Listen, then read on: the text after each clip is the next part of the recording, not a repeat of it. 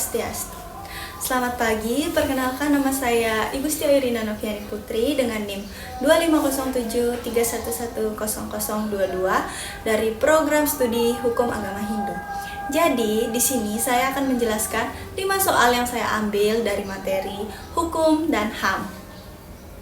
Soal pertama, saya mengambil soal nomor 2, yaitu jelaskan 2 konsep dasar hak asasi manusia, yaitu natural right dan positive right. Natural right itu HAM merupakan hak-hak dasar yang secara kodrati melekat pada diri manusia, bersifat universal dan langgeng. Oleh karena itu, harus dilindungi, dihormati, dipertahankan, dan tidak boleh diabaikan, dikurangi, dan tidak boleh dirampas oleh siapapun. Positive right itu HAM adalah hak-hak yang dimiliki oleh manusia menurut aturan hukum positif yang dibuat dari proses pembentukan hukum oleh masyarakat itu sendiri, baik secara nasional maupun internasional.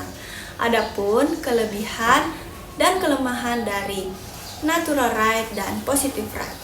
Yang pertama, kelebihan dari natural right yaitu menekankan bahwa hak itu berasal dari Tuhan, bukan hadrah dari Tuhan, dan juga bukan dari manusia. Kelebihan dari positive right yaitu 1. Mampu menunjukkan batas-batas wilayah kebebasan menurut hukum yang berlaku. Yang kedua, lebih luas, bukan hanya hak alamiah tetapi juga hak-hak menurut hukum. Yang ketiga, mampu menggambarkan hubungan hukum dan HAM.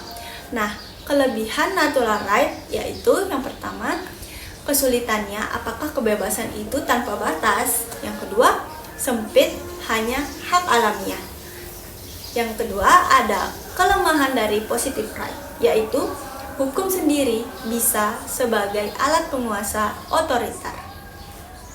Pertanyaan nomor 2, saya mengambil nomor 3, yaitu apa yang dimaksud dengan hak asasi manusia yang bersifat non-derogable right? Non-derogable right adalah hak asasi manusia yang bersifat absolut, artinya tidak dapat dikurangi, dibatasi, atau ditangguhkan dalam keadaan apapun, termasuk keadaan darurat, perang, atau bencana.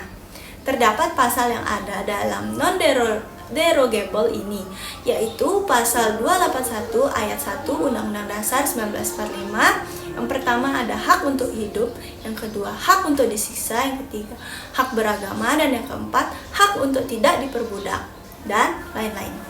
Pertanyaan ketiga, saya ambil soal nomor 4, yaitu bagaimana hubungan antara hukum dan hak asasi manusia. Hubungan antara hukum dan hak asasi manusia atau yang biasa disebut HAM bisa diibaratkan seperti relasi antara isi dan wadahnya. Keduanya saling melengkapi. Hak memberikan nilai moral dan substansi pada hukum, sementara hukum memberikan perlindungan dan kepastian bagi HAM. Pertanyaan yang keempat, saya mengambil nomor 7, yaitu jelaskan perkembangan generasi HAM yang ada. Generasi pertama, hak sipil dan politik yang disebut liberté. Generasi ini muncul pada abad ke-17 dan 18 di masa pencerahan. Fokus utamanya adalah melindungi individu dari kekuasaan negara yang absolut. Generasi kedua, hak ekonomi, sosial, dan budaya yang disebut élite. Generasi ini muncul setelah Perang Dunia I dan II sebagai respon terhadap kesenjangan sosial akibat revolusi tersebut. Generasi ketiga, hak solidaritas yang biasa disebut Fratricide. Generasi ini muncul pasca Perang Dunia Kedua dan semakin kuat pada akhir abad ke-20. Generasi ini tidak lagi hanya bicara soal individu atau negara tertentu, melainkan hak kolektif umat manusia secara global. Pertanyaan terakhir, saya mengambil nomor 8, yaitu sebutkan sumber hukum internasional yang mengatur tentang HAM. Nah, yang pertama ada International Bill of Human Rights.